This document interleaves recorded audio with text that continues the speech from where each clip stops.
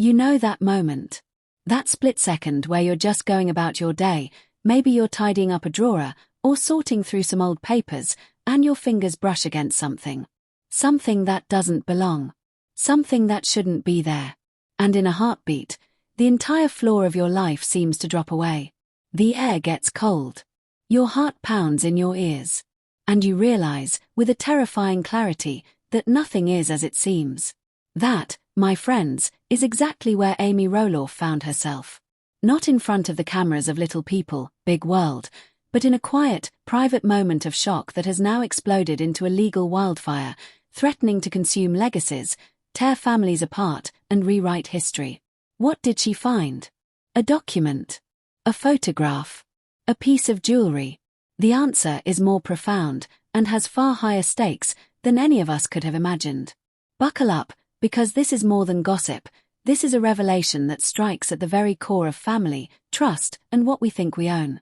Welcome in, I'm your host, and we're going deep on the story that has reality TV fans and legal experts alike staring, open-mouthed, at the unfolding drama.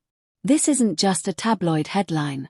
This is a slow-burning fuse that was lit by a single, jaw-dropping discovery in Amy Roloff's own home, and it's leading us into a labyrinth of lawsuits, bitter accusations, and a question that will haunt everyone involved. How long has this been going on? Let's set the stage. Amy Roloff. Matriarch. Entrepreneur. Survivor. A woman who invited us into her family, her marriage, her divorce, and her new beginning for over 2 decades. We watched her build a life at Roloff Farms, pour her soul into that soil, and then, with immense courage, walk away to start anew after her split from Matt. We cheered her wedding to Marek. We saw her claim her independence. The narrative, at least the public one, seemed to be one of hard-won peace and forward motion. But beneath that surface of pumpkin seasons and fresh starts, a quiet, legal and personal earthquake was waiting to happen. And it all centers on that word we so often hear in wills, divorces, and business deals, but rarely understand the full, explosive power of property. Now, to understand the magnitude of this discovery, we have to rewind. The Roloff Farms property is not just a piece of land. It's a character in the story. It's 100+ acres of history, struggle, and identity. When Matt and Amy divorced, the division of assets was, as you can imagine, complex and deeply painful. The core of the settlement, as reported, was this: Matt would buy out Amy's share of the property. She would receive a lump sum and retain a life estate in the so-called farmhouse portion, meaning she could live in that specific house for the rest of her life. She then moved to her new house with Chris, renting out the old farmhouse. Matt, in turn, owned the rest of the land and the business. This was the public resolution. The chapter was closed. Or was it? Here is where the story turns. According to multiple legal sources close to the situation, Amy, while reviewing or organizing documents related to the farmhouse, perhaps for tax purposes, perhaps for maintenance, came across a piece of paper. A filing. A legal notation. Something that stopped her cold. It wasn't a love letter or a hidden diary. It was a dry, bureaucratic piece of evidence that suggested the terms of her divorce settlement, the very foundation of her financial security and her tangible link to the farm, may not have been executed correctly. Or, in the more damning interpretation being whispered, intentionally. The whispers point to a few chilling possibilities. Was her life estate improperly recorded, leaving her rights vulnerable? Was there a lien or a claim against the property she knew nothing about? Did she discover that actions had been taken with her asset, the farmhouse she technically still owned a life interest in, without her knowledge or consent? The exact nature of the document is being guarded like a state secret by her legal team, but the implication is clear. Amy Roloff believed she had one financial and legal reality, and this piece of paper revealed an entirely different one. Think about that betrayal of trust. This isn't about a forgotten birthday. This is about the bedrock of your post-divorce life. The agreement you signed, with lawyers present, after a painful emotional negotiation. To then suspect, years later, that the playing field wasn't just uneven, but the map you were given was of the wrong terrain. The psychological impact is devastating. And so, Amy did what any of us would hope to do: she lawyered up. And not just any lawyer. She brought in a heavyweight, a legal pit bull known for complex, high-stakes property and family law. The first lawsuit was filed quietly, a procedural move to essentially freeze the situation and demand a full, forensic accounting of every transaction, every deed, every filing related to the farm property since the day the divorce decree was signed. This is where the chaos truly began. Because in the world of law, one lawsuit begets another. Matt Roloff, faced with these allegations, had no choice but to respond in kind. His legal team fired back, calling Amy's claims frivolous, a revision of history, and a transparent attempt to relitigate a settled divorce for financial gain. They argued that everything was done by the book, that Amy was fully informed, and that this was buyer's remorse or worse, poisoning by new influences in her life, a not-so-subtle nod to her husband, Marek. But then, the plot thickened. It wasn't just Matt in the crosshairs. As the discovery process in Amy's lawsuit began, that pre-trial phase where each side can demand documents and depositions, a trail, allegedly, began to emerge. A trail that didn't just lead to Matt, but potentially involved the business operations of Roloff Farms. And who has been deeply involved in that business for years? Amy and Matt's son, Zach Roloff. Zach and his wife, Tori, had their own very public, very painful breakup with the farm. Remember the emotional episodes where Matt and Zach couldn't agree on a price for a portion of the land? Zach felt the offer wasn't fair, wasn't family. He felt his father was treating him like just another buyer. It was a rift that moved them to Washington, away from the family legacy. The wounds were deep and very real. Now, legal sources suggest that Amy's discovery may have inadvertently pulled back the curtain on financial and property management practices that predated Zach's negotiations. Did Zach, during his time working closely with Matt, see or suspect things that aligned with what Amy found? Were there side deals, verbal agreements, or financial arrangements about the land that Amy's life estate touched upon? The lawsuit chaos created a vortex, and Zach was potentially being pulled into it, not as a plaintiff, but as a key witness. A witness with his own baggage, his own grievances, and his own loyalty to his mother. Imagine the family dinners now. The text message chains. The holiday gatherings. The air isn't just frosty, it's litigious. Amy is suing Matt. Matt is countersuing Amy. Their son is potentially caught in the middle, holding information that could sink one side or the other. And let's not forget the other children, Jeremy, Molly, and Jacob, who are watching the family empire and their own potential inheritances become battlegrounds in a war they didn't start. This is no longer a simple contract dispute. This is a Shakespearean drama playing out in court filings and depositions. It's King Lear on a pumpkin farm. It's about aging parents, control of a kingdom, and the children caught in the succession battle. And the hook, the twist that makes this so uniquely devastating? It's the medium. This is a family that built its fortune, its brand, on selling authenticity. On letting us see their real-life struggles with dwarfism, marriage, parenting, and business. The audience's trust was built on the idea that while the situations might be heightened for TV, the emotions were real.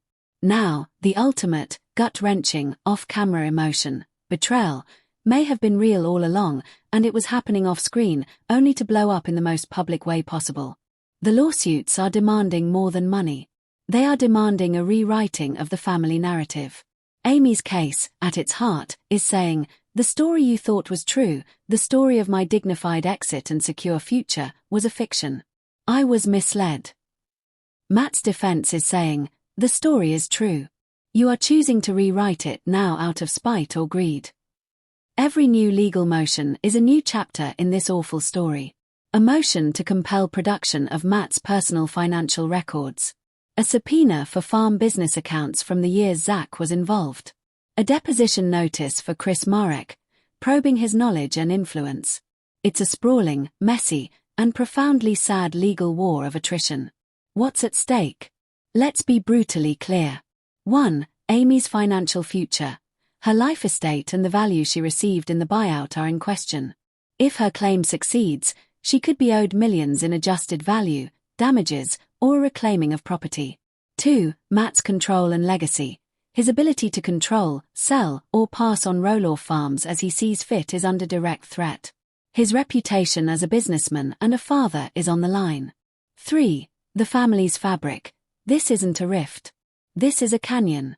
The toxicity of litigation, with its accusations and discoveries, often makes family reconciliation impossible. 4. The show itself. Can Little People, Big World continue if its central family is engaged in a bitter, active lawsuit? The show's premise is family unity amidst struggle, not family destruction in a courtroom. So, where are we now? As of this recording, the cases are grinding through the Oregon court system.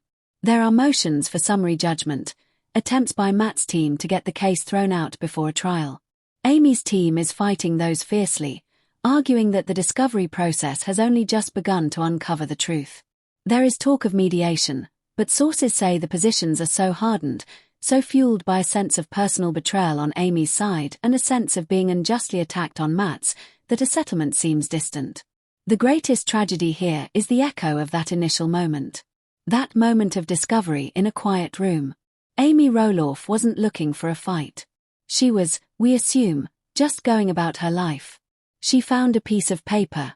And that piece of paper may have revealed that the home she built, the family she raised, and the divorce she survived, were all built on a foundation she now cannot trust. The chaos of the lawsuit is just the loud, public aftermath. The real story is that silent, chilling, jaw-dropping moment of discovery. And for the Roloffs, there's no going back to the time before it. This is a story still being written by lawyers and a judge.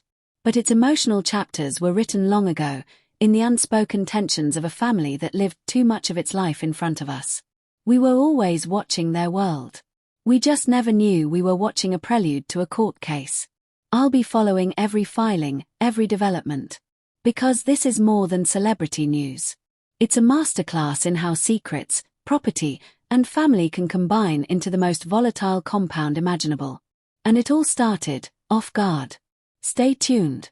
There were hints of a presence, hiking boots by the door, a shadow in a family photo. The army went to work. They connected the dots to the man from the soccer game, whose social media, private, but stumbled upon, showed him to be a divorced father himself, a fitness professional, seemingly stable and low-key. This wasn't a grand reveal. It was a tentative step toward normalcy. But in the LPBW universe, it was an earthquake.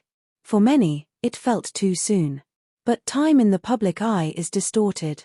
Their marriage may have been emotionally over for years before the legal announcement. Tori has the right to move on. And what of Zach? His journey has been quieter.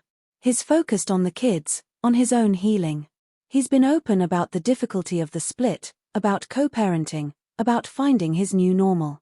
There appears to be no public animosity between them regarding new partners. They have both, in statements, asked for privacy and kindness. So, who is this new husband? He's not a husband. He's a boyfriend. And from the slivers we can see, he represents a different world for Tori. He's from outside the reality TV circus. He's not linked to a famous farm or a family saga. He represents a life that is, perhaps, simpler, more private. A life where Tori isn't Zach Roloff's wife or Amy's daughter-in-law, but just Tori. For a woman who entered this world as a bright-eyed college student and spent her entire adult life defined by the Roloff name, that freedom must be terrifying and exhilarating. Here's the ultimate twist, the hook we promised. The villain in this story isn't Tori. It isn't Zach. It's not a secret lover or a greedy parent. The narrative of the perfect reality TV couple. The narrative that their love was a fairy tale meant to inspire us, and therefore had to last forever. The narrative that we, the audience, owned a piece of their happiness and are entitled to an explanation when it fails. The narrative that demands a villain when a love story ends. Little People, Big World is a business. Their love was a product. When the product changes, the consumers, the fans, revolt. The Cheetah-Tori narrative is a simplistic, salacious way to explain the failure of the product. It's easier to digest than the complex, slow-motion tragedy of two good people falling out of love under immense, unique pressures. The real story is about the incredible difficulty of maintaining a marriage in the most unnatural of circumstances. It's about the pressure on a woman to be a perfect wife, mother, caregiver, and TV personality. It's about the pressure on a man to live up to a legacy that was suddenly ripped away, while navigating a world not built for his body. It's about growing apart, not because someone is evil, but because life is relentless and change is inevitable. Their new chapters are the true test. Can Zach build an identity beyond the son who didn't get the farm and Tori's ex-husband? Can Tori build a life of privacy and new love while co-parenting with her famous ex and raising children in the public eye? And can they do it with the grace and mutual respect they've so far shown? So, the next time you see a headline screaming "Cheater Tori" or "Tori's new mystery man revealed," remember the complexity.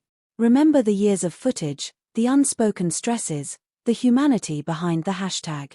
This isn't a scandal. It's a divorce. One of the most painful, common human experiences, just happening on an uncommon stage. The fairy tale is over. But maybe, just maybe, something more real is beginning for both of them.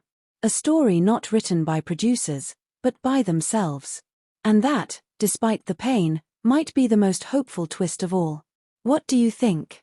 Is the public narrative unfair? Can reality TV couples ever have a normal breakup? Let's have a respectful discussion down in the comments. And if you want more deep dives into the secrets behind your favorite reality shows, smash that subscribe button. I'll see you in the next video. Karen Chandler sits in a county jail, facing charges that could bring a decade in prison. Her silence is deafening. But the DA has hinted a deal is on the table.